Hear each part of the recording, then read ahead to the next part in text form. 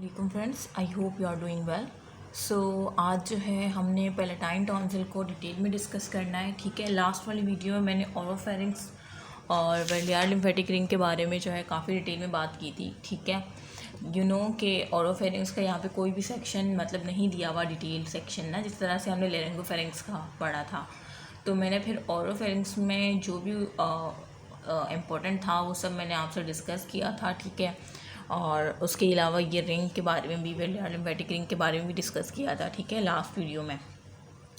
सो इस वीडियो में हम पैलेटाइन टॉन्सिल के बारे में बात करेंगे। ठीक है, सो जिन स्टूडेंट ने पहले वाली वीडियो नहीं देखी तो काइंडली वो पहले वाली वीडियो देख ले। उसमें सारे टॉन्सिल कहाँ कहाँ पे कौन सा टॉन्सिल होता है, ठीक है, सब कुछ जो है उस ओरोफेरिंक्स के पार्ट्स, वो सब कुछ जो है उसमें उस वाली वीडियो में मैंने बताया हुआ है। सो काइंडली वो वीडियो ज़रूर देख लें। ठीक है, उसके बाद ये वाली वीडियो देखेगा। ठीक है, तो स्टार्ट करते हैं पैलेटाइन टॉन्सिल को। लास्ट वाली वीडियो में थोड़ा सा इसके बारे में मैंने इंट्रोडक्शन दिया था। ठीक है, सो पहले कैमरे को जूम करूँ।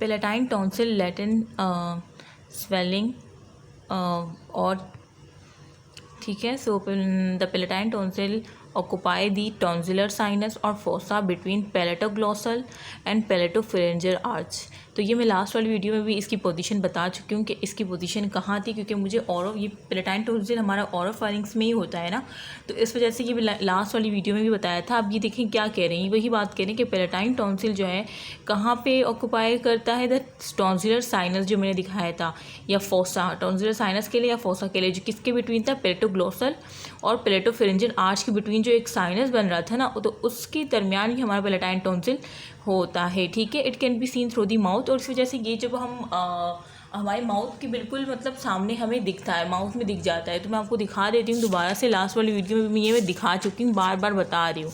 तो वो स्टूडेंट जो कि ये वीडियो देख रहे हैं वो काइंडली पहले वाली वीडियो लास्ट में देख लें, क्योंकि ये पैलेटाइन टॉन्सिल ओरोफेरिंक्स का ही पार्ट है। तो पहले आप वो वाली वीडियो देख लें जिसमें ओरोफेरिंक्स में हमने डिटेल में बात की है।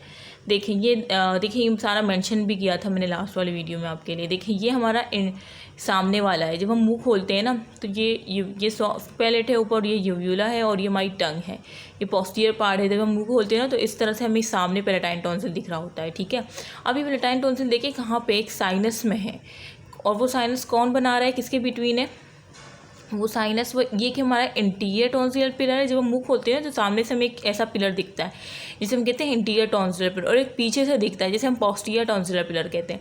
और ये इंटीरियर टॉन्सिलर पिलर ये क्या है, बेसिकली ये जो है पैलेटोग्लॉसल आर्च है। ठीक है, पैलेटोग्लॉसल आर्च कह लें, या पैलेटोग्लॉसल आर्च विद मसल होती है यहाँ पे। और पीछे जो पोस्टीरियर टॉन्सिलर पिलर है यहाँ पे क्या होती है, पैलेटोफिरेंजियल आर्च विद मसल होती हैं। ठीक है, देखिए यहाँ पे लिखा हुआ भी है, interior border is related to palatoglossal arch with its muscle. Interior border जो है ना, ये जिसे मैं इंटीरियर टॉन्सिलर पिलर कह रही हूँ, ये पैलेटोग्लॉसल आर्च विद इट्स मसल से रिलेट करता है, और पीछे जो होता है वो पैलेटोफिरेंजियल आर्च विद इट्स मसल। खुद सोचें, ये तो एक सेंस वाली बात है ना। सामने से जो इंटीरियर टॉन्सिलर पिलर है वो हमारे किससे कनेक्ट है, टंग से। तो और कहाँ से स्टार्ट है, पैलेट से। तो पैलेट से टंग तक तो पैलेटोग्लॉसल आर्च होगी ना। और पीछे देखिए, पीछे हमारा फेरिंग्स है, तो पैलेट से वो फेरिंग्स तक जा रही है, तो पैलेटोफिरेंजियल आर्च विद इट्स मसल। तो इसमें कोई रट्टा लगाने की बात नहीं है। ठीक है, ये जो मैं इस तरह से आपको बुक की एक लाइन बता रही हूँ, और तो इसका मतलब ये है कि मैं साथ में आपको सेंस भी बता रही हूँ कि जो आप रट्टा लगाते हैं ना पैलेटोग्लॉसल आर्च विद इट्स मसल, थोड़ा सा सेंस अगर इस्तेमाल कर लेना तो वो चीज़ आपको लॉन्ग टर्म मेमोरी तक याद रह सकती है, मतलब लॉन्ग टर्म मेमोरी में आपकी ट्रांसफ़र हो सकती है। अभी शॉर्टली आप लोग रट्टा तो लगा लेंगे, वाइवा भी दे देंगे, पास भी हो जाएंगे, लेकिन नेक्स्ट जो है कहीं भी आप लोग को मुश्किल है कि याद रहे। तो इस वजह से सेंस, हर चीज़ जो है ना एक सेंस लिया करे उसका, कि देखें ये सामने वाला है तो ग्लॉसल होगा, तो पैलेटोग्लॉसल पीछे जो है, पीछे फेरिंग्स है तो पैलेटोफिरेंजियल आर्च होगा। तो ये लेक्चर आपके लिए बहुत इंपॉर्टेंट है अगर आप लोग सोचें। ठीक है, तो वो यही कह रहे हैं कि आप ये पैलेटोग्लॉसल आर्च और पैलेटोफिरेंजियल आर्च या इंटीरियर टॉन्सिलर पिलर के लिए पोस्टीरियर, इसके दरमियान एक स्पेस है, एक फोसा, एक साइनस है। इस साइनस या फोसा के दरमियान हमारा पैलेटाइन प्रेजेंट होता है। ठीक है। और इस साइनस और फोसा को क्या कहते हैं? टॉन्सिलर फोसा या इंट्राटॉन्सिलर क्लेफ्ट, तो इसको कह रहे हैं, ये मैं आपको बाद में बता रहा हूँ। इसको क्या कहते हैं? इस स्पेस को जो एंटीरियर टॉन्सिलर पियर और पोस्टीरियर टॉन्सिलर पियर के बिटवीन आता है उसे हम कहते हैं टॉन्सिलर फोसा। और इस टॉन्सिलर फोसा के दौरान हमारी ये एलिमेंट लाइक आपको दिख रहा है पैलेटाइन टॉन्सिल, ये होता है, इसकी एलिमेंट शेप होती है और इसकी 2 सरफेस होती है। देखें पहले बॉर्डर बता देती हूँ। इसके 2 बॉर्डर होते हैं, एक इंटीरियर बॉर्डर होता है जो सामने से दिखता है और एक पीछे वाला पोस्टीरियर होता है। और जिसके इंटीरियर पोस्टीरियर बॉर्डर होते हैं उसकी 2 सरफेस होती है, ये बात याद रखेगा, एक मीडियल होती है, एक लेटरल होती है, ये अपने पास लिख लें। जिसके भी 2 बॉर्डर्स होते हैं, 2 बॉर्डर्स कौन से? इंटीरियर पोस्टीरियर, जिसके भी बॉर्डर्स होंगे उसकी 2 सरफेस होगी, एक मीडियल और दूसरी लेटरल। तो इसमें रट्टा लगाने की कोई बात नहीं है, ठीक है। अब मैं आपको ये भी बताती हूँ किस तरह से मीडियल और पोल इसके देखें, एक इसका अपर पोल है जो कि सॉफ्ट पैलेट को फेस कर रहा है और एक इसका नीचे वाला पोल है जो कि बेस ऑफ टंग पे, ठीक है। तो अपर पोल, लोअर पोल और बॉर्डर इंटीरियर पोस्टीरियर और सरफेस मीडियल और ये लेटरल। अब मीडियल सरफेस पे अगर आप इसको देखें ना तो इसमें क्या है? क्रिप्ट्स हैं। ये क्रिप्ट्स दिख रही हैं आपको, ये 12 से 15 क्रिप्ट्स होती हैं, ठीक है। तो एक बात ये याद रखनी है कि इसके जो है मीडियल सरफेस पे, मीडियल सरफेस जब आप मुंह खोलते हैं ना तो सामने आपको ये मीडियल सरफेस ही दिखाई देती है जो कि किसको फेस करता है? बेस ऑफ द टंग को। ये बात याद रखनी है, ये मीडियल सरफेस है जो बेस ऑफ द टंग को फेस कर रहा है। जब आप माउथ ओपन करते हैं, आप यहाँ से माउथ जब ओपन करते हैं ना तो आपको ये वाली चीज़ दिख जाएगी। तो अब ये जो मीडियल सरफेस है ना पैलेटाइन टॉन्सिल की, इसमें 12 से 15 क्या होती है? क्रिप्ट्स होती हैं, ठीक है। मैं सब कुछ बता रही हूँ ताकि फिर बाद में मैं रीडिंग करवा सकूँ, क्योंकि इस तरह से एक लाइन बढ़ा के दोबारा से आना टाइम लग जाता है, ठीक है। तो इसमें 12 से 15 क्रिप्ट्स होती हैं मीडियल सरफेस में पैलेटाइन टॉन्सिल के, ठीक है। और उसमें से एक जो है ना क्रिप्ट्स वो काफ़ी लार्जेस्ट होता है, ये आपको दिख रहा है, ये बहुत अंदर तक जा रहा है, ये वाला क्रिप्ट, ये एक लार्जेस्ट क्रिप्ट होता है जिसे हम क्या कहते हैं? इंट्राटॉन्सिलर क्लेफ्ट। ये बात याद रखनी है। इस जो 12 से 15 क्रिप्ट होती है ना मीडियल सरफेस के पैलेटाइन टॉन्सिल के, उसमें एक लार्जेस्ट क्रिप्ट होता है जिसे हम क्या कहते हैं? इंट्राटॉन्सिलर क्लेफ्ट। और इसी इंट्राटॉन्सिलर क्लेफ्ट में जो है ना ओपनिंग होती है, इंटरनल ओपनिंग होती है सेकंड लेरेंजियल आर्च की, ठीक है। तो ये बात आपने याद रखनी है। 5 फेरेंजियल आर्च होती है ना, 5 होती है, तो सेकंड की यहाँ पे ओपनिंग होती है, ये बात आपने लिख लेनी है, ठीक है। अच्छा, दूसरा इसमें क्या इंपॉर्टेंट है, और ये मीडियल सरफेस की बात तो हो गई। अब इसकी लेटरल सरफेस पे आए, एक कैप्सूल लाइक दिख रहा है आपको, ये एक कैप्सूल लाइक बना हुआ है, एक शीट ऑफ फेशिया है। शीट ऑफ फेशिया जो है, ये जो लेटरल सरफेस है, मीडियल सरफेस की बात तो कर ली, अब मैं लेटरल सरफेस की बात कर रही हूँ। लेटरल सरफेस ये वाली है। लेटरल सरफेस पे अगर आप देखें तो एक शीट ऑफ फेशिया प्रेजेंट है, शीट ऑफ फेशिया प्रेजेंट है, ठीक है, lateral surface of palatine tonsil के। और ये जो शीट ऑफ फेशिया है ये एक हेमी कैप्सूल बना रही है पैलेटाइन का, ठीक है। तो ये शीट ऑफ फेशिया यहाँ पे है और इसको हम क्या कहते हैं? हेमी कैप्सूल ऑफ टॉन्सिल, क्योंकि ये हेमी है। हेमी मतलब आधा, ये यहाँ तक ख़त्म हो गई है, ये पूरा नहीं आता, ये यहाँ तक ख़त्म होकर टंग के साथ अटैच हो जाता है। और ये किस चीज़ के थ्रू होता है ये अब हम पढ़ेंगे, ठीक है। तो मैंने आपसे कहा क्या कि पैलेटाइन टॉन्सिल के लेटरल सरफेस पे एक शीट ऑफ फेशिया होती है, ठीक है, जो कि हेमी कैप्सूल फॉर्म कर रही होती है इस पैलेटाइन टॉन्सिल का, जिसे हम क्या कहते हैं? Hemi capsule of tonsil. ये बात भी हो गई। अच्छा, सेकंड ये कि जो शीट ऑफ फेशिया होती है ना, ये किसकी शीट होती है? ये जो हमारा है ना, इसके पीछे अगर हम जाए, ये तो वो है पेराटॉन्सिलर वेन, इसका कोई काम नहीं है, मतलब इस शीट ऑफ फेशिया की बात कर रही हूँ कि ये आखिर शीट ऑफ फेशिया आती कहाँ से है। तो इसमें इस वेन का तो जाहिर सी बात है कोई काम नहीं होगा। अब इस वेन के पीछे देखें, ये वाली क्या है? ये हमारी है फेरेंगो बेसिलर फेशिया, ठीक है। ये फेरेंगो बेसिलर फेशिया जो है ना, इसकी एक्सटेंशन होती है ये वाली, ये जो हेमी कैप्सूल फॉर्म करता है ना lateral surface of palatine tonsil की, जो मैं कह रही हूँ कि ये शीट ऑफ फेशिया है। तो ये शीट ऑफ फेशिया बेसिकली क्या है? एक्सटेंशन है किसकी? इस फेरेंगो बेसिलर फेशिया की। तो इसको भी इम्पोर्टेंट पॉइंट करके लिख लें अगर आप लोग नोट्स बना रहे हैं ना। तो मैंने क्या बोला, जो लेटरल सरफेस पे एक शीट ऑफ फेशिया होती है जो कि हेमी कैप्सूल फॉर्म कर रही होती है टॉन्सिल का। फिर मैंने आपसे ये कहा कि जो शीट ऑफ फेशिया होती है, आप लोगों को पूछना चाहिए कि भाई शीट ऑफ फेशिया जो है ये कहाँ से आती है।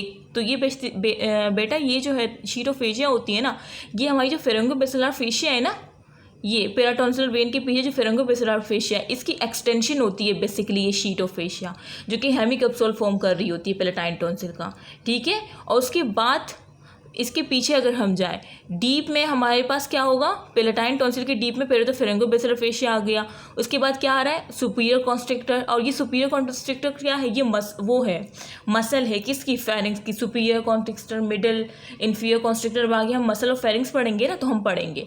तो इसके अगर आपसे कोई पूछे कि बेड ऑफ द टॉन्सिल या डीप में, कैसे, किस तरह से हम ये अंदर से बाहर जा रहे हैं, अंदर से बाहर मैं आपको एक एक चीज़ बता रही हूँ, ठीक है। कि पेलेटाइन टॉन्सिल के बाद ये वो होती है, वेन होती है, पेराटॉन्सिलर वेन। उसके बाद ये फेरिंगोबैसिलर फेशिया है, ठीक है। उसके बाद क्या है, सुपीरियर कॉन्स्ट्रिक्टर मसल्स है और फेरिंग्स की। उसके बाद क्या है, बको फेरेंजियल फेशिया है, ये वाली लास्ट वाली बको फेरेंजियल फेशिया है। उसके बाद क्या आता है हमारे पास, ये ग्लोसोफेरेंजियल नर्व है, जो कि कौन सी नर्व कहलाती है, पता ही होगा आप लोगों को, 9th नर्व। उसके बाद देखें ये क्या है, स्टाइलोग्लोसल मसल्स है। और इसके बारे में याद रखना है, स्टाइलोग्लोसल मसल की ये हमारे लोअर पार्ट पे होती है। सिर्फ देखें, खुद सोचें, आपको नहीं दिखाई दे रहा क्या, ये सिर्फ लोअर पार्ट पे प्रेजेंट है, अपर पार्ट पे नहीं है। तो स्टाइलोग्लोसल मसल्स जस्ट लोअर पार्ट पे प्रेजेंट होती है। Bed of the tonsil, bed of the tonsil mean ये बेड है। फॉर एग्जाम्पल हम पेलेटाइन टॉन्सिल से यूँ जा रहे हैं अंदर से बाहर की तरफ, एक एक चीज़ अब आपको बता रही हूँ मैं, ठीक है। और ये लास्ट में आपसे पूछूंगी भी, तो इस वजह से गौर से सुनेगा। तो ये ग्लोसोफेरेंजियल नर्व आ गई। उसके बाद क्या है, स्टाइलोग्लोसल मसल, जो कि सिर्फ लोअर पार्ट में प्रेजेंट होती है, ठीक है। और ये फेशियल आर्टरी है, जो कि इसको पेयर्स करके वो हमारे पेलेटाइन टॉन्सिल को वो करती है, ठीक है, जाती है फेशियल आर्टरी पेलेटाइन टॉन्सिल तक, और इसकी ब्रांचेस जाती है। तो ये फेशियल आर्टरी ये मेन है, और ये आर्टरी का पार्ट हम, ये जो है ना, ये वाले डायग्राम, इसमें हम आगे बहुत डिटेल में पढ़ेंगे। अभी फ़िलहाल तो मैं आपको स्ट्रक्चर बता रही हूँ, ठीक है। तो इसमें आपने बस ये याद रखना है। और क्या है इसमें, सभी डिस्कस कर लिया, सॉफ्ट पैलेट था, देखिए डायग्राम का मैंने सब कुछ ही डिस्कस कर लिया। अच्छा, दूसरा मुझे ये बताना है कि जो हमारा पेलेटाइन टॉन्सिल का जो लोअर पार्ट है ना, ये किससे कनेक्ट होता है, ये एक सस्पेंसरी लिगामेंट होता है ऑफ टॉन्सिल का, ठीक है, जो कि टंग के साथ कनेक्ट करता है इसको, ठीक है। और ये हमारी टंग है, देखिए इसमें देखिए सरफेस दिखाया हुआ है कि ये वाला हमारा लेटरल है और ये वाला जो है ना हमारा मीडियल है, और ये सुपीरियर इन्फीरियर है, मतलब ये अपर पॉल है, ये लोअर पॉल है। पूरी डायग्राम मैंने बहुत अच्छे से डिस्कस किए, और मैं जब चैप्टर एंड करूँगी ना, तो ये सारी डायग्राम्स मैं एक दफ़ा फिर आपको जो है ना एक ही वीडियो में इस चैप्टर की सारी डायग्राम्स बताऊँगी, ठीक है। अभी हमने ये सब कुछ डिस्कस कर लिया, अब हम इसकी रीडिंग करते हैं, ठीक है। अच्छा, तो सबसे पहले हमने पेलेटाइन टॉन्सिल में क्या पढ़ा, palatine tonsil occupy the tonsillar sinus of fossa between the palatoglossal and palatopharyngeal, आज देख लिया आपने, ठीक है। It can be seen through the mouth, या माउथ में आपको दिख जाएगा सामने से, ठीक है। The tonsillar is almond shape था ना, बिल्कुल इस तरह से था ना, ये क्रिप्ट्स थी, ये लार्जर क्रिप्ट था जो कि इंटरटॉन्सिलर क्लेफ्ट था, अभी मैंने आपको पीछे दिखाया।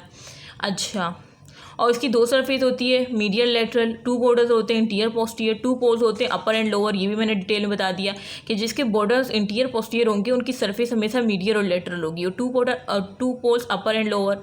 अच्छा, the medial surface is covered by stratified squamous epithelium continuous debtor of mouth this. अच्छा, अब अगर आपसे कोई कहे कि जो पेलेटाइन टॉन्सिल है ये इसका मीडियल सरफेस है ना, जो माउथ के सामने से आपको दिख, जिसमें क्रिप्ट्स है, तो इसमें कौन सी एपिथेलियम होती है, तो खुद सोचें, ये माउथ को फेस कर रहा है, माउथ को बिल्कुल माउथ के सामने वाला, तो जो माउथ की एपिथेलियम होगी वो इसकी भी होगी। माउथ की कौन सी एपिथेलियम है, स्ट्रेटिफाइड स्क्वामस एपिथेलियम, तो इसकी भी वही होगी, ठीक है। तो ये भी सेंस वाली बात है कि स्ट्रेटिफाइड स्क्वामस एपिथेलियम ही होगी। अच्छा सर, क्रिप्ट्स मैंने बताया कि 12 से 15 क्रिप्ट्स होती हैं, ठीक है। और द लार्जेस्ट को क्या कहते हैं, इंटरटॉन्सिलर क्लिफ्ट। अच्छा, उसके बाद लेटरल सरफेस की बात की कि वो कवर होता है शीट ऑफ फेशिया से, ठीक है। जो इसका जो लेटरल सरफेस है ये एक शीट ऑफ फेशिया से कवर होता है, ठीक है, शीट ऑफ फेशिया से कवर होता है, which form the hemi capsule of the toe, जो कि क्या फॉर्म करता है, हेमी कैप्सूल टॉन्सिल का, ठीक है। और the capsule is an extension of pharyngobasilar fascia, और जो कैप्सूल है ना, ये जो शीट ऑफ फेशिया है, ये किसकी एक्सटेंशन है, ये फेरिंगोबैसिलर फेशिया की एक्सटेंशन है, ये इसको हाईलाइट कर लें, मैंने आपको पहले भी डायग्राम में बताया कि इंपॉर्टेंट है, it is only loosely attach to muscular wall of the pharynx from here. अब ये जो पेलेटाइन टॉन्सिल होता है ना, पीछे लूजली अटैच होता है किससे? Muscular wall of the pharynx से, ठीक है, form here by the superior constrictor, ठीक है। अब जैसे मैंने आपको बताया कि पेलेटाइन टॉन्सिल लूजली अटैच होता है और सुपीरियर कॉन्स्ट्रिक्टर मसल बताई थी जब हम बेड ऑफ द टॉन्सिल पढ़ रहे थे ना, कि फेरिंगोबैसिलर फेशिया के पीछे सुपीरियर कॉन्स्ट्रिक्टर थी एंड बाय द स्टाइलोग्लोसल, ठीक है। अब ये मसल्स के बारे में बात कर रहे हैं कि ये जो हमारा पेलेटाइन टॉन्सिल है ना, ये लूजली अटैच है किससे? मस्कुलर वॉल जो फेरिंग्स के पीछे है ना, उससे लूजली अटैच है और फॉर्म होती है by superior constrictor muscle of pharynx और स्टाइलोग्लोसल मसल। तो इसको भी हाईलाइट कर लिए, बट इंटीरियर इन्फीरियरली, अगर हम सामने और यहाँ नीचे से देखें, interior inferiorly the capsule firmly adhere to the side of the tongue, मतलब नीचे से जो है ना, ये किससे है? इंटीरियर इन्फीरियरली किससे अटैच है? टंग से। जैसे मैंने आपको बताया था एक ligament, suspensory ligament of tonsil diagram में दिखाया था, just on front of the insertion of the palatoglossal, और जो कि किसके जस्ट इन फ्रंट होता है? जो इंसर्शन होती है ना प्लेटोग्लोसल, उसके सामने यही लिगामेंट होता है, ठीक है। एंड द प्लेटोफ्रेंजियल मसल्स, मतलब इन दोनों के सामने ये लिगामेंट हमारा पाया जाता है। The film attach keeps the tonsil is place during swelling. ये फिल्म क्या करता है? जो फिल्म मैं बता रही हूँ कि ये बेस ऑफ द टंग से anterior inferiorly suspended ligament of the tonsil से, सस्पेंड लिगामेंट ऑफ टॉन्सिल होता है जो कि इसको बेस ऑफ टंग से कनेक्ट करता है फिमली। तो ये क्या क्यों होता है? ताकि हमारा जो टॉन्सिल है वो अपनी जगह पर रहे ड्यूरिंग स्वेलिंग, ठीक है। तो अब मैंने क्या बताया, मैं दोबारा से डायग्राम बताती हूँ, ठीक है। इसमें उस टेक्स्ट में क्या था कि ये जो था लेटरल सरफेस जो थी, ये जो टॉन्सिल है ये लूजली अटैच होती है फेरिंग्स की वॉल से ना, और कौन से मसल? एक सुपीरियर कॉन्स्ट्रिक्टर था ये वाला, और एक ये स्टाइलोग्लोसस, और इंटीरियर इन्फीरियरली उन्होंने क्या कहा कि एक सस्पेंसिव लिगामेंट ऑफ टॉन्सिल होता है जो कि इस टंग के साथ कनेक्ट करता है इसको, ठीक है। और ये इस वजह से होता है ताकि ड्यूरिंग स्वेलिंग ये अपनी जगह पे ही रहे, ठीक है। अच्छा, और ये किसके सामने होता है? प्लेटोग्लोसल और प्लेटोफ्रेंजियल आर्च के सामने होता है। सस्पेंसिव लिगामेंट ऑफ टॉन्सिल क्या करता है? बेस ऑफ द टंग से कनेक्ट करता है। तो ये सारी बात यहाँ पे लिखी हुई है जो कि मैंने एक दफ़ा दोबारा से बता दी, ठीक है। The capsule is firmly adhere to the side of the tongue, और ये जैसे इन फ्रंट होते हैं जहाँ पे इंसर्शन होती है प्लेटोग्लोसल एंड द प्लेटोफ्रेंजियल आर्च के। अच्छा, और ये क्या करती है बता दिया। अच्छा, द टॉन्सिलर आर्टरी। अब tonsillar artery enters the tonsil by piercing the superior constrictor just behind the film attachment। अब ये कह रहे हैं कि टॉन्सिलर आर्टरी जो होती है ना, वो इंटर्स होती है किस में? टॉन्सिल में, और किसको पियर्स करती है? सुपीरियर कॉन्स्ट्रिक्टर को। अब टॉन्सिलर आर्टरी जो है ना, फेशियल आर्टरी की जो ब्रांच होती है ना टॉन्सिलर आर्टरी, वो पेयर्स करती है सुपीरियर को। जाहिर सी बात है हर चीज़ को पेयर्स करके ही पेलेटाइन टॉन्सिल तक जाएगी ना, तो जाहिर सी बात है सुपीरियर कॉन्स्ट्रिक्टर को पेयर करेगी, हर चीज़ को पेयर करते हुए अल्टीमेटली यहाँ तक पहुँचेगी। तो वो यही कह रहे हैं कि सुपीरियर कॉन्स्ट्रिक्टर को पेयर्स करती है। इसमें कोई इतना वो इंपॉर्टेंट बात नहीं है, लेकिन टेक्स्ट था तो बता दिया। द पेलेटाइन वेन और एक्सटर्नल पेलेटाइन वेन। अच्छा, एक्सटर्नल पेलेटाइन जो है मुझे मिस नेम लग रहा है, लेकिन पता है ये क्यों कह रहे हैं पेलेटाइन वेन को एक्सटर्नल पेलेटाइन? क्योंकि ये पेलेटाइन के पीछे है ना, तो एक्सटर्नल पेलेटाइन इस वजह से कह रहे हैं। देखें ये वेन जो है ना, एक्सटर्नल पेलेटाइन वेन इस वजह से कह रहे हैं कि ये पेलेटाइन के पीछे है, तो इसमें कंफ्यूज नहीं होगा। पेलेटाइन वेन या एक्सटर्नल पेलेटाइन वेन, या सिर्फ पेलेटाइन वेन या पेराटॉन्सिलर वेन कहते हैं मोस्टली इसको, ठीक है। अच्छा, descent from the palate in the loose alveolar tissue on the lateral surface of the capsule. ये क्या कह रहे हैं कि ये डिसेंड करती है पैलेट से, ठीक है, in the loose alveolar tissue और द लेटर्स, जो हमारा जो लेटरल सरफेस का लूज एल्वेओलर टिश्यू है ना, लेटरल सरफेस का पेलेटाइन का ऑफ द कैप्सूल, वहाँ तक ये क्या करती है? पैलेट से जाती है और loose alveolar tissue on the lateral surface of the capsule तक आती है पेलेटाइन वेन। अच्छा, and crosses the tonsil before piercing the wall of the pharynx. अब ये जो है ना पेलेटाइन वेन, ये क्रॉस कर देती है टॉन्सिल को before piercing the wall of the pharynx, ठीक है। अब बाकी आर्टरी को आपने देखा था, वो पहले क्या कर रही थी? वॉल ऑफ फेरिंग्स में जो सुपीरियर कॉन्स्ट्रिक्टर उन सबको पेयर करते हुए जा रही थी पेलेटाइन टॉन्सिल तक ना। अगर मैं आपको बताऊँ,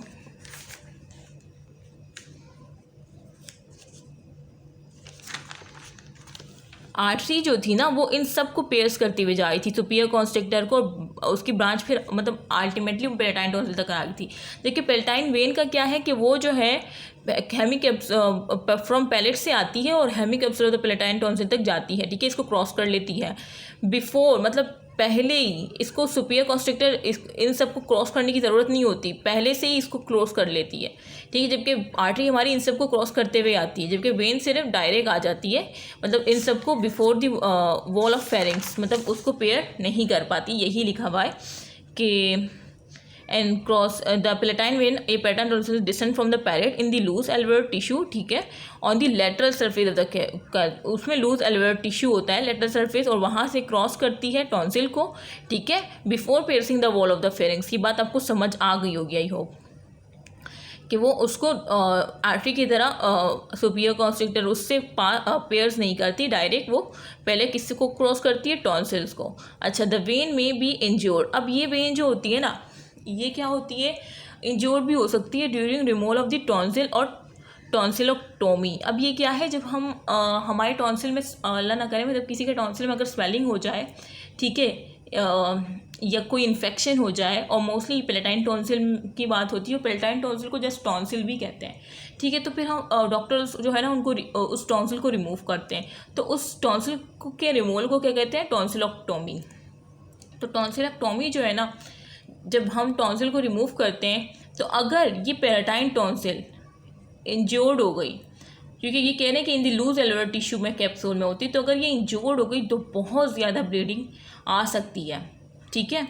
इसके इंज्योर्ड होने से बहुत ज़्यादा ब्लीडिंग रिलीज़ होती है। तो वह ये क्लिनिकल में बता रही हूँ, ये क्लिनिकल पॉइंट है कि अगर आपसे पूछें कि ड्यूरिंग टॉन्सिलोटोमी जो है बहुत ज़्यादा ब्लीडिंग हो रही है, तो बराबर किस चीज़ की वजह से हो रही है, तो पेलेटाइन वेन या पेराटॉन्सिलर वेन की वजह से। तो ये क्लिनिकल वो मैंने बताया है पॉइंट आपको, ठीक है। उसके बाद देखें, bed of the tonsil is from with in outward. ये मैंने आपको डायग्राम में स्टार्ट में बताया कि जो हमारा जो बेड ऑफ द टॉन्सिल है ना, अगर हम उसकी बात करें तो पहले क्या आता है, फेरिंग। अगर हम अंदर से बाहर जाए तो हमने क्या देखा था, पहले क्या आता, फेरिंगोबैसिलर फेशिया आता, उसके बाद सुपीरियर कॉन्स्ट्रिक्टर और पेलेटोफेरेंजियल मसल। ये पेलेटोफेरेंजियल मसल, क्योंकि ये सुपीरियर कॉन्स्ट्रिक्टर मसल का है ना, तो पेलेटोफेरेंजियल मसल्स आएगा, ठीक है। अच्छा, बकोफेरेंजियल फेशिया, उसके बाद क्या था, इन दी लोअर पार्ट में स्टाइलोग्लोसल देखा था, और फिर क्या देखा था हमने लास्ट में, ग्लोसोफेरेंजियल नर्व, जो कि कौन सी नर्व थी, 9 नर्व थी। दोबारा से दिखा देती हूँ मैं। बेड ऑफ द टॉन्सिल मैंने आपको बताया था ना कि पहले क्या आ रहा है, फेरिंगोबैसिलर फेशिया, उसके बाद सुपीरियर कॉन्स्ट्रिक्टर और उसके साथ पेलेटोफेरेंजियल मसल्स, उसके बाद देखें क्या आ रहा है, बकोफेरेंजियल फेशिया, उसके बाद देखें ये स्टाइलोग्लोसल जो कि लोअर पार्ट पे सिर्फ, और ये ग्लोसोफेरेंजियल नर्व जो कि 9 नर्व है। तो बेड ऑफ द फेशिया में देखिए जो मैंने यहाँ पे बताया है वो मैं डायग्राम में भी दोबारा से बता दिया है। Still more literally they are the facial artery with its tonsillar और असेंडिंग पेलेटाइन ब्रांचेस, ठीक है। अब ये कह रहे हैं अगर हम स्टिल मोर लिटरली देखें तो एक फेशियल आर्टरी भी है और उसकी ब्रांच होती है, 2 ब्रांच होती है इसकी, एक टॉन्सिलर ब्रांच होती है, एक पेलेटाइन एक टॉन्सिलर ब्रांच होती है और एक होती है असेंडिंग पेलेटाइन, जो कि इस डायग्राम में मैं आपको अगर दिखा दूँ कि मैं डायग्राम बाद में भी डिस्कस करूँगी, देखें इसको मैं अलग से डिस्कस करूँगी इंशाल्लाह। ये फेशियल आर्टरी है। अब देखें इसकी एक टॉन्सिलर ब्रांचेज है ये, और एक ये ऊपर जा रही है असेंडिंग पेलेटाइन, तो ये इसकी 2 ब्रांचेज है। तो वो यही कह रहे हैं कि अगर हम मोर लिटरली देखें तो वहाँ पे एक फेशियल आर्टरी है जिसकी 2 ब्रांचेज होती है, टॉन्सिलर ब्रांचेज और एक असेंडिंग पेलेटाइन ब्रांचेज, जो कि उस डायग्राम में भी दिखा दिया है, वो डायग्राम अलग से भी डिस्कस करेंगे। अच्छा, the internal carotid artery 2.5 centimetre जो होती है posterior lateral to the tonsil, ठीक है। और ये तो बता चुकी हूँ कि इंटीरियर बॉर्डर किससे रिलेटेड होता है, ये वाला पेलेटोग्लोसल आर्च विद मसल, और पोस्टीरियर बॉर्डर किससे होता है, पेलेटोफेरेंजियल आर्च विद मसल। अच्छा, उसके बाद अपर पोल देखें, अपर पोल भी मैंने बताया है कि अपर पोल, ये पहले डायग्राम में सब कुछ बता चुकी हूँ। अपर पोल किससे रिलेटेड होता है, सॉफ्ट पैलेट से, और लोअर पोल किससे होता है, टंग से। यही बताया था ना कि अपर पोल किसको फेस करेगा, सॉफ्ट पैलेट को, लोअर पोल टंग को। तो upper pole is related to soft palate and the lower pole is the to the tongue, ठीक है। उसके बाद क्या बताया, plica triangular vestibular fold of the mucous membrane covering the interior inferior part of the tonsil. The pellica similar or similar fold that may crosses the upper part of the tonsillar sinus. The intratonsillar cleft, इसमें इतना कुछ खास नहीं है। The intratonsillar cleft is the largest, ये भी बता चुके हैं कि मीडियल सरफेस 12 से 15 क्लेफ्ट होती हैं और एक लार्जेस्ट होता है जिसे हम इंट्राटॉन्सिलर क्लेफ्ट कहते हैं। ये क्या है, एक लार्जेस्ट क्लेफ्ट है टॉन्सिल का, और it is present in its upper part. और ये कहाँ पे प्रेजेंट होता है, अपर पार्ट पे है ना, देखें अपर पार्ट में ये प्रेजेंट है। It's some time wrongly name supratonsillar fossa, और इसको समटाइम रॉन्गली नेम किया जाता है। इस इंट्राटॉन्सिलर क्लेफ्ट को समटाइम रॉन्गली कहते हैं कि सुप्राटॉन्सिलर फोसा, कि ऊपर है ना ये अपर पार्ट में, तो सुप्रा कह रहे हैं, और टॉन्सिलर फोसा कहते हैं इसको, ठीक है। The mouth of cleft is semilunar in shape and parallel of dorsum of the tongue, और ये किसके पैरेलल होता है? डॉर्सम ऑफ द टंग के, ठीक है। It represent the internal opening of the second pharyngeal pouch. देखिए ये वही पॉइंट है जो मैंने आपको फर्स्ट, जब मैं डायग्राम में सब कुछ बता रही थी ना, तो मैंने आपसे कहा था कि इसको नोट कर ले या इसको हाईलाइट कर ले। अब तो यहाँ भी मेंशन किया हुआ है कि ये जो इंटरटॉन्सिलर क्लेफ्ट है ना, ये मैंने आपको बताया कि इंटरनल ओपनिंग है किसकी? सेकंड फेरेंजियल पाउच के लिए या आर्च के लिए, ठीक है। तो it the internal opening of second pharyngeal pouch 5 होती है ना, तो सेकंड की ये वाली ओपनिंग है इंटरटॉन्सिलर क्लेफ्ट। अच्छा, और पेरिटॉन्सिलर एब्सेंस और quinsy often begin in this cleft, ठीक है। मतलब इसमें जो है इन्फ्लेमेशन हो सकती है ऑफन इस क्लेफ्ट में, इस तरह से, ठीक है। उसके बाद हम पढ़ते हैं आर्टियल सप्लाई ऑफ द टॉन्सिल, फिर वीनस, और फिर लिम्फेटिक ड्रेनेज पढ़ेंगे, फिर नर्व सप्लाई पढ़ेंगे, ठीक है। इस तरह से हम फिर हमारा ये एंड हो जाएगा। अब आर्टियल सप्लाई मैंने पूरा इंट्रोडक्शन बहुत डिटेल में दिया है, अगर आप लोग समझे। मैंने पहले डायग्राम में सब कुछ बताया, फिर टेक्स्ट में बताया, फिर टेक्स्ट में जब बता रही थी ना, फिर दोबारा से डायग्राम की तरफ जा रही ताकि आप लोग कंफ्यूज ना हो सके। तो ये जो है बहुत इंपॉर्टेंट लेक्चर है, अगर आप लोग ये समझे इसको ना। और मैं दूसरी अच्छी बात है, मैं एक चीज़ को बार बार बता रही हूँ, ठीक है, कि ये इस तरह से होगा तो ये आपके लिए काफ़ी हेल्पफुल है। अच्छा, अब आर्टियल सप्लाई ऑफ टेंसिल देखिए, मेन सोर्स हमने क्या देखा था? मेन सोर्स की देखिए, आर्टियल सप्लाई में मेन सोर्स भी अगर आप लोग याद रख लेंगे ना तो चलेगा, लेकिन मैं आपको पूरा सब कुछ इस तरह से पढ़ाऊंगी कि आपको सब कुछ याद रहेगा। मेन सोर्स क्या है? Tonsillar branch of facial artery, ठीक है। पहले मैं आपको चाहूँगी कि ये वाली डायग्राम बता दूँ, ठीक है, फिर ही आपको ये समझ आएगा। पहले ये जो ऊपर वाली आर्टरी वाली डायग्राम थी ना, इसको अगर मैं समझा दूँ तो फिर वो मेरे लिए 2 सेकंड में होगा। तो पहले मैं आपको डायग्राम दिखा दूँ ना।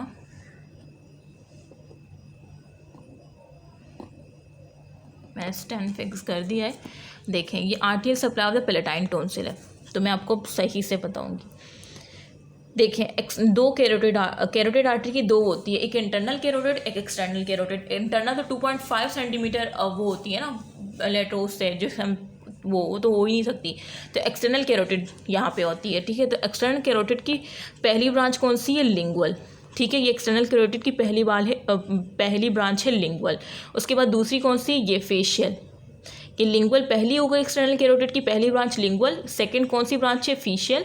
और तीसरी देखें इसकी कौन सी ब्रांच है? ये असेंडिंग फेरेंजियल, ठीक है। और चौथी ब्रांच देखें, ये क्या है? Superficial temporal. और 5 वो देखें कितनी हो गई? 1 2 3 4 5, और 5वीं देखें मैक्सिलरी। तो आप मुझे बताएं एक्सटर्नल कैरोटिड की कितनी ब्रांच हो गई? फर्स्ट है लिंगुअल, दूसरी फेशियल, और उसके बाद ये वाली तीसरी कौन सी है? Ascending pharyngeal. और चौथी कौन सी है? Superficial temporal. और 5वीं है मैक्सिलरी। अब हम देखते हैं एक एक। अब ये एक्सटर्नल कैरोटिड की लिंगुअल जो ब्रांच है ना, अब इस लिंगुअल की भी ब्रांच है। कौन सी ब्रांच है? Dorsal lingual. ये देखें डॉर्सल लिंगुअल, ये लिंगुअल ब्रांच है ना एक्सटर्नल, अब इसकी ब्रांच है डॉर्सल लिंगुअल, ठीक है, जो कि इसको सप्लाई कर रही है। मतलब dorsal lingual branch of lingual artery, ठीक है। इस तरह से फेशियल देखें, इसकी टॉन्सिलर ब्रांच आ रही है यहाँ तक, और एक ऊपर भी जा रही है जिसे हम असेंडिंग पैलेटाइन कह रहे हैं, जो कि हमने लास्ट में भी मैंने आपको ही दिखाया था, ठीक है। अब इससे पहले भी दिखाया था कि फेशियल की क्या है? टॉन्सिलर ब्रांच है, और दूसरी क्या है? ये असेंडिंग पैलेटाइन है। इसकी 2 ब्रांच है, ये भी इसको सप्लाई कर रही है। उसके बाद ये असेंडिंग फेरेंजियल है, ठीक है। ये तो एक्सटर्नल कैरोटिड की ब्रांच है, इसकी भी ब्रांच होती है टॉन्सिलर ब्रांचेस, ठीक है। अच्छा, उसके बाद अगर हम ऊपर जाए तो सुपरफिशियल टेम्पोरल तो कोई ब्रांच नहीं है, ये नहीं देती, पैलेटाइन टॉन्सिल कोई सप्लाई नहीं देती। मैक्सिलरी देखें, मैक्सिलरी की भी ग्रेटर पैलेटाइन होती है, ग्रेटर पैलेटाइन होती है जो कि इसको सप्लाई करती है, ठीक है, इस पैलेटाइन टॉन्सिल को। तो greater palatine branch of maxillary artery, इस तरह से। मेन सोर्स, अब ये आपको पूरी डायग्राम समझ आ गई। एक्सटर्नल कैरोटिड की ब्रांच लिंगुअल, और लिंगुअल की ब्रांच लिंगुअल डोर्सल है। फेशियल ब्रांच है एक्सटर्नल कैरोटिड की, और उसकी ब्रांच है टॉन्सिलर ब्रांचेस और असेंडिंग पैलेटाइन। और फिर ये असेंडिंग फेरेंजियल ब्रांच है किसकी, एक्सटर्नल कैरोटिड की, और इस तरह से मैक्सिलरी ब्रांच है एक्सटर्नल कैरोटिड की, और मैक्सिलरी की भी ब्रांच है ग्रेटर पैलेटाइन जो कि इस पैलेटाइन टॉन्सिल को सप्लाई करती है। अब ये डायग्राम तो आई होप कि आपको अच्छे से समझ आ गई हो। अब ये डिस्कस करना आसान हो जाएगा। Main आर्टियल source of आर्टियल supply of tonsil, तो मेन सोर्स क्या है, tonsillar branch of facial artery. अगर आप ये देखें तो इसमें मेन सोर्स क्या है, टॉन्सिलर ब्रांच किसकी, ये जो फेशियल आर्टरी है ना इससे काफ़ी टॉन्सिलर ब्रांच निकल रही है। तो अगर हम देखें तो ज़्यादातर पार्ट जो है कि इस फेशियल आर्टरी के टॉन्सिलर ब्रांच का है, तो इस वजह से कह रहे हैं कि मेन सोर्स क्या है, tonsillar branch of facial artery. तो इसमें कोई रट्टे लगाने की बात थी, मैंने आपको देखो डायग्राम से प्रूफ करके दिखा दिया, tonsillar branch of facial artery. और एडिशनल सोर्स देखें तो ascending palatine branch of facial artery, मतलब अगर हम अब एडिशनल देखें, मेन तो मैंने आपको बता दिया कि मेन है tonsillar branch of facial artery, लेकिन अगर एडिशनल देखें तो देखें एडिशनल क्या है, जो फेशियल की दूसरी ब्रांच थी ना असेंडिंग पैलेटाइन, तो ये ascending palatine branch of facial artery एक ये एडिशनल हो गई। दूसरी कौन सी है, dorsal lingual branch of lingual artery, ये जो डोर्सल लिंगुअल थी ना ये ब्रांच है किसकी, इस लिंगुअल आर्टरी की, ये दूसरी एडिशनल हो गई। ठीक है, तीसरी कौन सी है, ascending pharyngeal branch of external carotid artery, ये जो एक्सटर्नल कैरोटिड आर्टरी की ये वाली जो ब्रांच थी ना वो ये वाली ब्रांच जो थी असेंडिंग फेरेंजियल, तो यही कह रहे कि ascending pharyngeal branch of external carotid artery ये एडिशनल है। और greater palatine branch of maxillary artery, ये ग्रेटर पैलेटाइन ब्रांच है किसकी, मैक्सिलरी आर्टरी, और मैक्सिलरी आर्टरी किसकी ब्रांच है, एक्सटर्नल कैरोटिड की। तो देखें इसी डायग्राम में ही सब कुछ मैंने आपको दिखा दिया, मेरे साथ आप लोग रिवाइज करें। मेन सोर्स क्या था, मेन सोर्स आपको क्या दिख रहा है, ज़्यादातर किसकी ब्रांचेज है, टॉन्सिलर ब्रांचेस किसकी है, इस फेशियल आर्टरी की। तो फेशियल आर्टरी की ज़्यादातर जो टॉन्सिलर ब्रांचेज है वही बेसिकली पैलेटाइन टॉन्सिल को ज़्यादा मेन सोर्स इस वजह से कह रहे हैं। ठीक है कि मेन सोर्स क्या है, tonsillar branches of facial artery. ठीक है, और अगर एडिशनल की बात करें तो फेशियल से दूसरी जो ब्रांच निकल रही है ascending palatine branch of facial artery.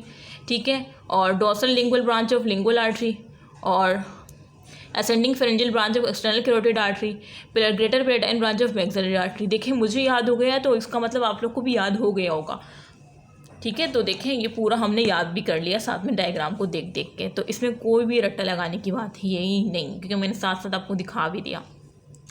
अब वीनस ड्रेनेज की बात करें, वन और more when leaves the lower part of the deep surface of the tonsil, के वन और मोर वेन जो है लीव करती है, जो लोअर पार्ट होता है ना टॉन्सिल का, deep surface of the tonsil, वहाँ से पेयर्स करती है सुपीरियर कॉन्स्ट्रिक्टर को एंड ज्वाइन द पैलेटाइन। मैंने आपको क्या बताया इससे पहले कि हमारी जो वेन होती है ना वो टॉन्सिल को पहले सब टॉन्सिल को सप्लाई करती है बिफोर क्रॉसिंग दी फेरेंजियल वॉल, जिसमें सुपीरियर कॉन्स्ट्रिक्टर ये सब कुछ आ जाता है, जबकि आर्टरी इन सबको पेयर्स करते हुए पैलेटाइन टॉन्सिल तक आई, जबकि वो पैलेटाइन वेन डायरेक्ट इसको दे रही थी। लेकिन अब क्या बता रहे हैं वीनस ड्रेनेज की, वन और मोर वेन, अब ये पीछे से जाती है इनको सप्लाई कर, ये वेन देखें, वन और more when leave the lower part. अब ये जो वेन है ना, ये जो लोअर पार्ट है टॉन्सिल का, डीप सरफेस जो है lower part of the tonsil की, यहाँ से ये जो है क्या करती है, लीव करती है इसको। ठीक है, ये वेन लीव करती है इसको और पेयर्स करती है सुपीरियर कॉन्स्ट्रिक्टर को, मतलब इस तरह से पीछे से फिर वो आएगी और पेयर्स करते हुए आएगी सुपीरियर कॉन्स्ट्रिक्टर को। ठीक है, और ज्वाइन हो जाएगी पैलेटाइन से, फेरेंजियल से और फेशियल वेन से। समझ आ गई, ये वेन जो है ये लोअर पार्ट जो होता है ना इसका डीप सरफेस, वहाँ से जो है ये लीव करती है और जाती है पेयर्स करती है देन सुपीरियर कॉन्स्ट्रिक्टर को, फिर ज्वाइन होती है हमारे पैलेटाइन से, फेरेंजियल से और फेशियल वेन से। ठीक है, तो ये जो मैं आपको बता रही थी, जो बार बार मैं आपको पढ़ा रही थी, तो मुझे इस वजह से वो बताना था कि फिर मैं आपको आगे ये समझा सकूं कि किस तरह से नीचे से फिर जाती हुई सुपीरियर कॉन्स्ट्रिक्टर मसल के पास। ठीक है, तो वेनस ड्रेनेज भी हो गया। अच्छा, लिम्फेटिक ड्रेनेज क्या है, लिम्फेटिक पास दी जुगलो डायग्स। तो लिम्फेटिक ड्रेनेज क्या हुआ हमारा कि lymphatic pass to jugulodigastric node. तो इसमें बस ये याद रखें इसका नाम कि ये इस नोड से जो है ना लिम्फेटिक पास करता है। कौन सी नोड है, जुगलो डायग्नोस्टिक नोड। ठीक है, तो इसको याद रख लें। अब नर्व सप्लाई में क्या है, नर्व सप्लाई आपने क्या देखा, मैं इस डायग्राम में जो आपको एक नर्व दिखाई थी, ये वाली ग्लोसोफेरेंजियल नर्व, ये वाली जो कि 9 नर्व थी। तो ग्लोसोफेरेंजियल नर्व और दूसरी आप याद रख लें लेसर पैलेटाइन नर्व। ठीक है, lesser palatine nerve, palatine tonsil बढ़ रहे तो पैलेटाइन तो आएगा और लेसर पैलेटाइन नर्व। ठीक है, तो ये 2 है नर्व सप्लाई। तो देखें आपका पूरा जो है पैलेटाइन टॉन्सिल मुकम्मल हो गया है अल्हम्दुलिल्लाह। और आप लोग सोचो मैंने कितनी मेहनत से पढ़ाया है, बहुत अच्छे से, बहुत मेहनत से पढ़ाया है, बहुत क्लियर वे में पढ़ाया है। आई होप कि आप लोग को समझ आ जाए। अच्छा, और इसमें जो है, अच्छा ये क्लिनिकल एनाटमी और जो डाइसेक्शन लिखी होती है ना बुक में, ये दो और डायग्राम सारी, ये चैप्टर के एंड में इस पर डिटेल वीडियो मज़ीद बनाऊंगी, ठीक है। वैसे तो मैं बहुत डिटेल में समझा रही हूँ और आप लोग देखें डायग्राम्स को और फिर टेक्स्ट को, लेकिन एंड में मैं दोबारा से भी समझाऊंगी, ठीक है, ताकि पेपर के टाइम फिर अगर आप लोग वो वीडियो भी देख लेना डायग्राम्स की, तो उससे भी आप लोग का रिवाइज जो है बहुत जल्दी हो जाएगा। अच्छा, हिस्टोलॉजी पढ़ लेते हैं, डेवलपमेंट पढ़ लेते हैं। ये लेरंगोफेरेंस का तो मैं काफ़ी डिटेल में वीडियो बना चुकी हूँ लेक्चर 2 के नाम से। इसको थोड़ा सा पहले मैं जूम कर लूँ क्योंकि मुझे नज़र बिल्कुल भी नहीं आ रहा। अच्छा, palatine tonsil situated in the oropharyngeal isthmus. तो आपने खुद देखा पैलेटाइन टॉन्सिल कहाँ पे सिचुएटेड था, ओरोफेरेंजियल में था ना। ओरोफेरेंजियल मतलब ओरोफेरेंस में। पैलेटाइन टॉन्सिल कहाँ पे पाया जाता है? जब आप मुंह खोलते हैं तो सामने मीडियल सरफेस नज़र आती है ना, तो इसका तो मतलब एक बिल्कुल एक सेंस बनता है कि पैलेटाइन टॉन्सिल हमारा ओरोफेरेंजियल में पाया जाता है, ओरोफेरेंजियल ओरोफेरेंस में। Its oral aspect is cover with stratified squamous non keratinized epithelium. अब खुद सोचें, अगर ये ओरोफेरेंस में पाया जाता है तो जो उसकी वो होगी एपिथेलियम, वो इसकी भी होगी। तो वही कह रहे हैं कि ओरल एस्पेक्ट पे ये फिर कवर होगा stratified squamous non keratinized epithelium से, ठीक है, which dips into the underlying tissue to form the crypts, जो कि क्या होगी, डिप होगा ये, मतलब बुनियादी टिश्यू जो फॉर्म करेगा ना, मतलब किसको, क्रिप्ट्स को। मतलब ये जो है stratified squamous non keratinized epithelium, ये ही एक बुनियादी टिश्यू होगा जो कि क्रिप्ट की फॉर्मेशन करेगा। जो मीडियल सरफेस पे क्रिप्ट थी ना 12 से 15, तो वो यही कह रहे हैं। The lymphocytes lie on the sides of the crypts in the form of nodule. अब ये कह रहे हैं जो लिम्फोसाइट्स होते हैं ना हमारे, लिम्फोसाइट वो लाई करते हैं जो साइड ऑफ क्रिप्ट्स होती है ना, क्रिप्ट्स जो मैंने बनाई थी, ये वाली क्रिप्ट्स जो है, ठीक है, इसके साइड पे जो है क्या करती है, on the side of the crypts in the form of the nodules की फॉर्मेशन करती है, ठीक है। The structure of the tonsil is not differentiated into cortex and medulla. अब ये जो स्ट्रक्चर है टॉन्सिल का, उसको हम डिफ्रेंशिएट नहीं कर सकते कॉर्टेक्स और मेड्यूला में। ये हमारा हिस्टोलॉजी का पार्ट है बेसिकली, यहाँ पर जस्ट थोड़ा सा मेंशन किया है, तो ये हम हिस्टो में इंशाल्लाह डिटेल में पढ़ेंगे, ठीक है। तो इसमें कुछ जो था वो मैं बता दिया। अच्छा, डेवलपमेंट देखें, the tonsil develop from endoderm. अच्छा, ये जो है ना, जो मैं पढ़ा रही हूँ, ये कोई पढ़ाएगा भी नहीं आपको जस्ट यहाँ तक पढ़ाएगा, लेकिन मैं क्योंकि हर चीज़ पढ़ा रही हूँ, किसी भी चीज़ को नहीं छोड़ रही, लेकिन जो चीज़ इंपॉर्टेंट नहीं होती ना, तो मैं पढ़ाती ज़रूर हूँ आपके कॉन्सेप्ट क्लियर करने के लिए। लेकिन साथ में मैं ये भी बताती हूँ कि बेटा ये इंपॉर्टेंट नहीं है, जो इंपॉर्टेंट है वो मैं बार बार बताती हूँ, ठीक है। और मैं चाह रही हूँ कि मैं नोट्स बनाऊँ, लेकिन पावर पॉइंट पे हर चैप्टर के जो भी इंपॉर्टेंट मैं यहाँ पे बता रही हूँ ना, वो वहाँ पे मेंशन करूँ, और जो डायग्राम्स मुझे इंपॉर्टेंट लगती है उसको भी मैं डाल दूँ ना। जैसे आपकी शॉर्ट बुक्स होती है ना, इस तरह से मैं शॉर्ट बुक क्रिएट करूँगी इंशाल्लाह।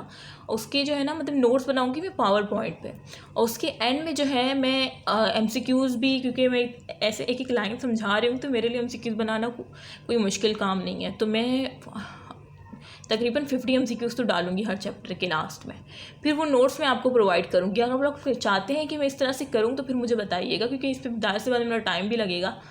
तो अगर आप लोग नहीं चाहते तो फिर मैं नहीं बनाऊँगी,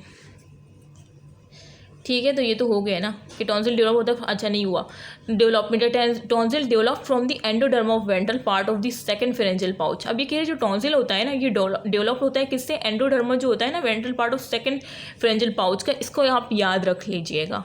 मैंने क्या कहा था कि उसमें जो इंटरटॉन्सिलर क्लेफ्ट ना, उसमें इंटरनल ओपनिंग हो रही होती है सेकंड फेरेंजियल पाउच की।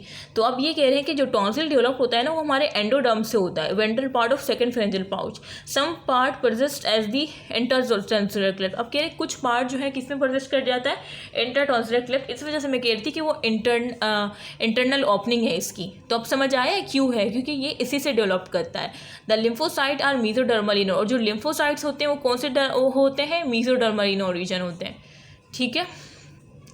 अब ये लेंचर पार्ट तो मैं काफ़ी डिटेल में बता चुकी हूँ, लेकिन मैं अपनी बुक का पता नहीं क्या हाल कर दिया है, ठीक है। ये आप लोगों को समझा रही थी ना उस दिन, तो यहीं पे मैं स्टार्ट हो गई। अच्छा, सो आई होप कि आपको ये पैलेटाइन टॉन्सिल का बहुत अच्छे से समझ आया हो, बहुत अच्छे से। तो अगर आप लोग को समझ आया है तो मुझे जो है कमेंट करके ज़रूर बताइएगा, क्योंकि मैंने बहुत मेहनत से पढ़ाया है, ठीक है। पहले डायग्राम्स को डिस्कस किया, उसके सारे पार्ट्स को डिस्कस किए, ठीक है, और फिर ये सब कुछ बता दिया। सो अगर आपको ये लेक्चर पसंद आया है तो इस वीडियो को लाइक ज़रूर कर दीजिएगा, ठीक है, और अपने फ्रेंड के साथ लाजमी शेयर कीजिएगा ताकि वो भी जो है इससे मुस्तफ़ीद हो सके, ठीक है। और बाकी जो है मुझे बताइएगा, आप लोग जो है मतलब वीडियो देखते हैं और कोई लाइक वगैरह होता नहीं है तो मुझे कैसे पता चलेगा कि आप लोग को पसंद आ रही है या नहीं, मुझे कंटिन्यू करना चाहिए या नहीं। तो काइंडली लाइक कर दिया करें, और बाकी जो भी आपके क्वेश्चन हो तो कमेंट बॉक्स में पूछ सकते हैं। सो इंशाल्लाह नेक्स्ट वीडियो में हम क्या पढ़ेंगे, नेक्स्ट वीडियो में हम पढ़ेंगे स्ट्रक्चर ऑफ फेरिंग्स को डिटेल में, ठीक है। नेक्स्ट वीडियो में स्ट्रक्चर ऑफ फेरिंग्स, फिर मसल ऑफ फेरिंग्स, ठीक है, ये सब कुछ पढ़ेंगे। और सेकंड 2 वीडियोज़ में जो है मैं ये चैप्टर एंड कर दूँगी इंशाल्लाह। फिर हम जो है लैरिंग्स का जो आधा रह गया था ना, मतलब लैरिंग्स का जो रह गया है चैप्टर उसको कवर करेंगे, और फिर टंग को कवर करेंगे, ठीक है इंशाल्लाह। सो यहाँ तक मैं एंड करती हूँ। अपना ख्याल रखिएगा और मुझे अपनी दुआओं में ख़ास कर याद रखिएगा, ठीक है। अगर आपको ये लेक्चर अच्छा लगा है तो लाइक कर दीजिएगा, अपने फ्रेंड के साथ लाजमी शेयर कर दीजिएगा। ओके, अल्लाह हाफ़िज़।